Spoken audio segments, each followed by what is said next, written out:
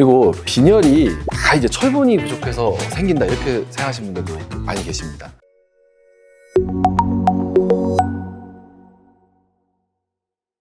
안녕하세요. 유레카내과 내과 전문의 인석환 원장입니다. 자, 오늘의 주제는 빈혈인데 약만 먹으면 되나요? 입니다.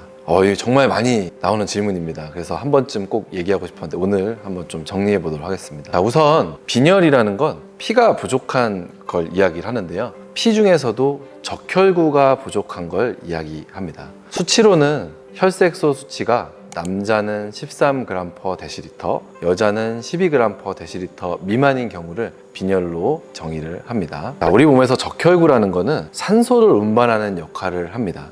그렇기 때문에 빈혈이 생기면 산소 공급이 잘 되진 않겠죠. 피로감이나 숨이 차다던가 두근거림, 머리로 아무래도 이 산소 공급이 잘 안 되기 때문에 두통이나 어지럼증 같은 증상이 생길 수가 있습니다. 자, 여기서 중요한 포인트가 빈혈과 어지럼증이 동의어는 아닙니다. 오히려 빈혈이 있는 경우에 숨이 찬 경우가 더 많다고 돼 있고요. 두통도 흔하고 또 같은 수치를 가지신 분들이라도 심장이나 폐기능 그리고 나이에 따라 증상이 있으실 수도 있고 없으실 수도 있습니다.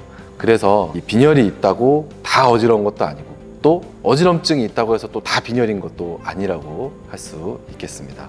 그리고 빈혈이 다 이제 철분이 부족해서 생긴다 이렇게 생각하시는 분들도 많이 계십니다. 모든 빈혈이 다 철분이 부족해서 생기는 건 아닙니다. 자, 우리 공장에 잠깐 비유를 해보자면은 원료가 부족해서 상품을 못 만들 수도 있지만은 기계가 고장 나거나 혹은 노동자가 제대로 일을 하지 못하는 상황이어서 제품을 못 만들 수도 있겠죠. 그리고 제품은 제대로 만들어졌는데 만들어진 제품이 소실이 되어서 고객이 못 받는 상황이 생길 수도 있습니다. 이걸 다시 우리 몸으로 와보면은 철분이나 비타민, 즉 원료가 부족해서 적혈구를 못 만들 수도 있지만은 적혈구를 만드는 골수에 이제 생기는 백혈병 같은 병이 있어서 적혈구를 못 만들 수도 있고요. 몸에 위궤양이 있다던가 그러지 않겠지만 어딘가에 이제 숨겨진 암이 있어서 피가 새서 발생하기도 합니다. 개발도상국은 식사를 충분히 하지 못해서 발생하는 경우가 많습니다. 그렇지만 선진국은 다릅니다. 우리나라도 식사량이 부족해서 생기는 경우는 많이 줄어든 것 같습니다.